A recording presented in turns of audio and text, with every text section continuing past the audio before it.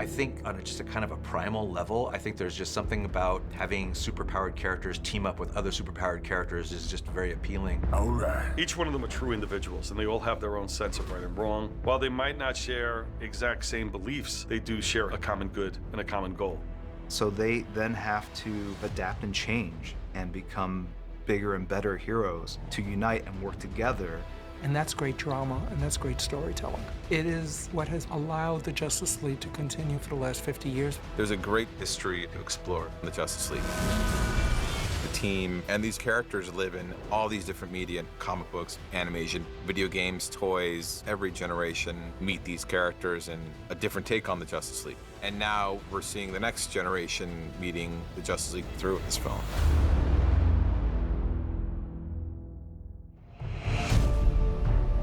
If you want to follow the history of the Justice League, it actually starts not even with the Justice League, it starts with the Justice Society. The Justice Society featured a lot of the characters that existed in the 1940s and brought them all together in one big story. It was more a club and an organization than a superhero team, and it was more about sharing adventures than actually going on adventures together. Then you flash forward to the late 50s, early 60s, when the Silver Age of comics is starting. They're reintroducing these new interpretations of our characters. So it only seemed to follow suit that the next interpretation of the Justice Society is a new group, and this was called the Justice League. It was a smash hit. Brave and the Bold number 28, Justice League number 1. Been around since 1960. What is that? Carry the One, like a long time. They've been around a long, long time. They came together because there's a giant starfish called Starro. That was the big threat.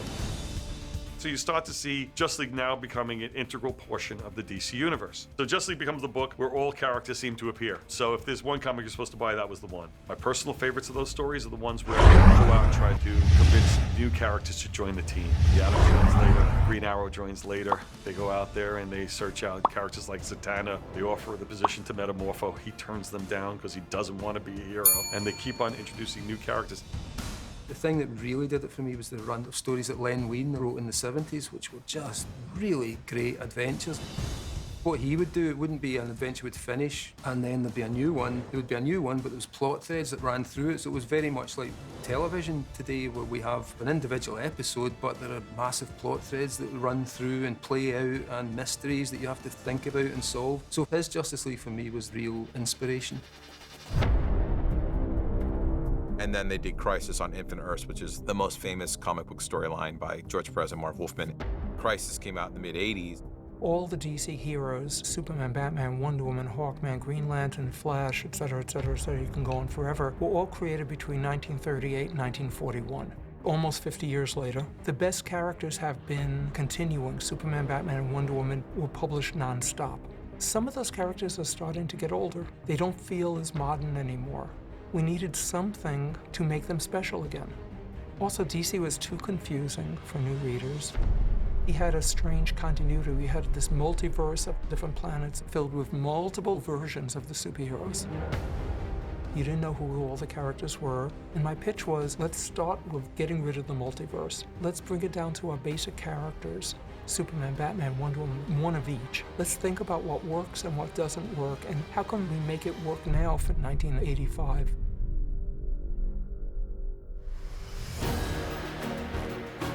When End of Crisis came out, they relaunched a lot of titles, Superman and Wonder Woman and Flash, but also Justice League with Giffen DeMatteis and Kevin Maguire. It was not the usual team you saw, and the tone of it was funny. There was a lot of humor to it. It was this weird mix of characters, and from the outside, it was like, oh wow, they're trying to do something new. It was wonderful, and people really liked it. They were kind of going against the trend of grim and gritty comics. It was a great take on the team, and it was cool to see these strange characters together that we'd never seen come together and form the Justice League. And so for years and years and years, the Justice League was never the Big Seven, as they called them. Then you flash forward to Midsummer's Nightmare, which is really a standalone, independent story. And that's the first time you see the Seven interacting again. And lo and behold, the reaction from the fan base is very strong.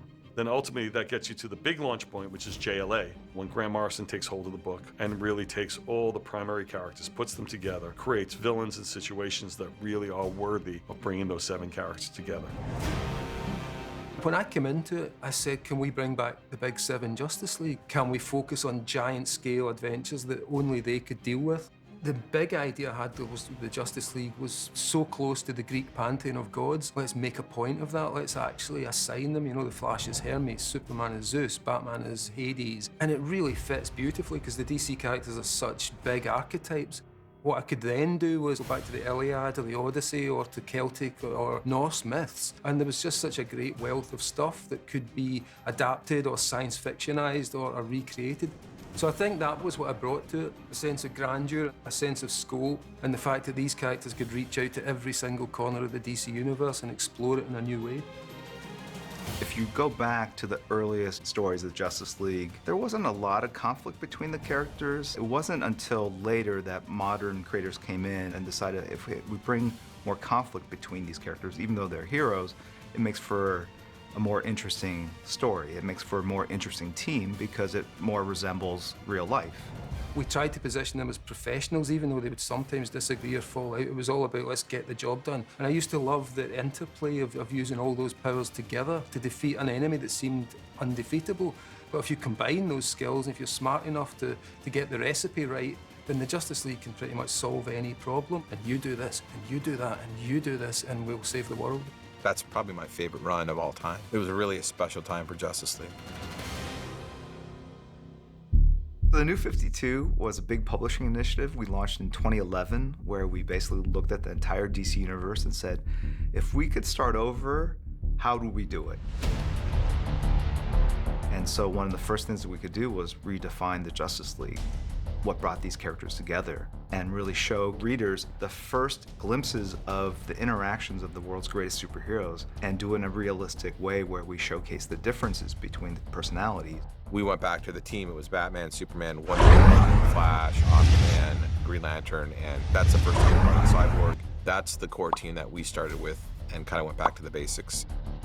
Over the years, there's been a lot of changes, but it always comes back. No matter how many changes happen in the comic books, it always comes back to these are the original characters.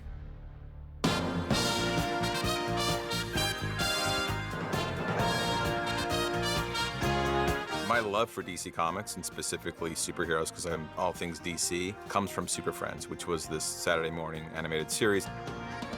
Back then, all we really had was animation, so the Super Friends was the closest thing we had to seeing the Justice League come to life, because you could see them move, and they talked, and they interacted.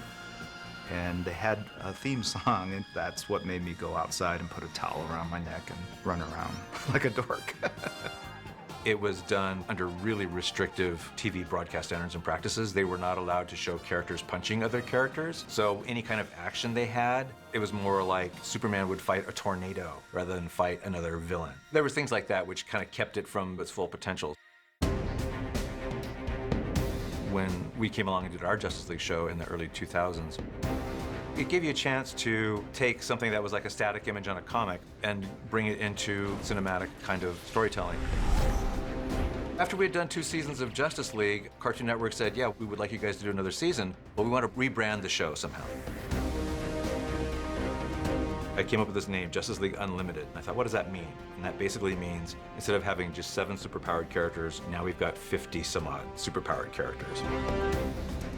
Basically, any character in the DC universe is now automatically a member of the Justice League. But it allowed us to kind of dig deeper into the DC bench so that we could use characters like The Question and Hawk and Dove and Captain Atom, characters who are interesting to us as comic book fans, and they weren't necessarily household names as the other characters, but it was something that allowed us to kind of just expand the scope of the show. And it turned out to be quite a big hit with the fans. I always say it was my favorite show of all the shows I've ever worked on, because every episode was different than every other episode.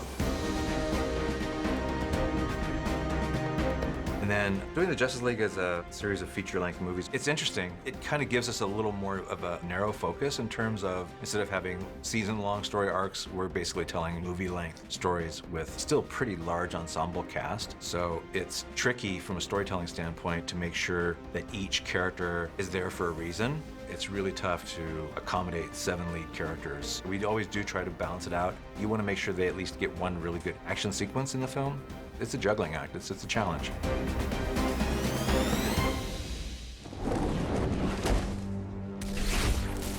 How many of you are there?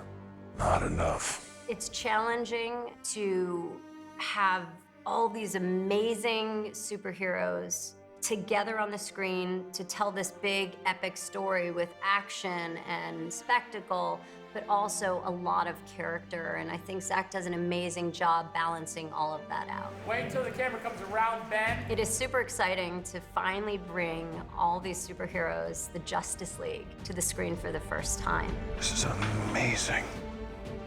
This is crazy. The day we were all up on the wall for the first time, it was like watching my 8-year-old dreams come true. It took me back to those days watching the cartoons. I almost shed a tear. I will say I held it together pretty good. It's groundbreaking. Wow, it's like a cave. Like a bat cave. I swear I've been blacking out and entering comic frames. Harry. And living in the world of this invented universe and then coming to, like, where am I? It's very hard to describe the feeling when you look out and you see that Alex Ross painting and you see it in front of you and it's these real people. It's so amazing. He's back. I had this moment the other day on set where I looked up and I saw Jason and Gal and Ben and Ezra and Ray there, and I thought, this is a piece of history happening right now, and I'm lucky enough to be a part of it. Well, I knew you didn't bring me back because you like me. I don't. Not.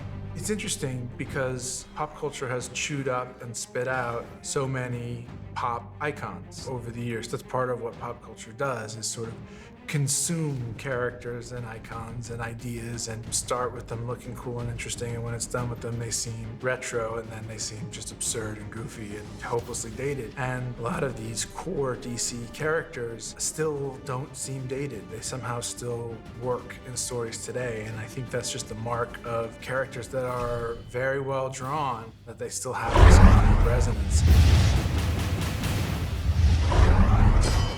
The fun and beauty of comic books is that when it's a shared universe, you're really standing on the shoulders of these creative giants before you, and everyone acknowledges and understands that their ideas will be used and changed and evolved to kind of further this giant storyline that we're all creating. My man! As comic book storytellers, we've been telling stories with these characters for over 50 years. So there's so many stories out there, so many great touch points for people to tap into and pull the ideas out and mold and create it to what works best for whatever medium, what works best for television, what works best for the screen. So I'm going to be interested where they take them.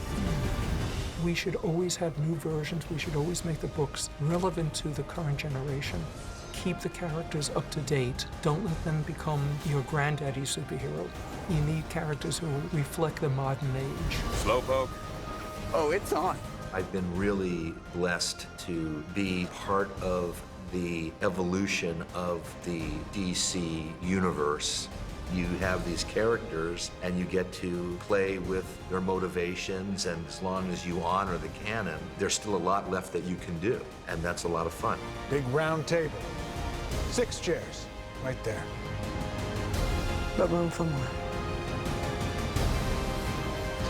A room for more.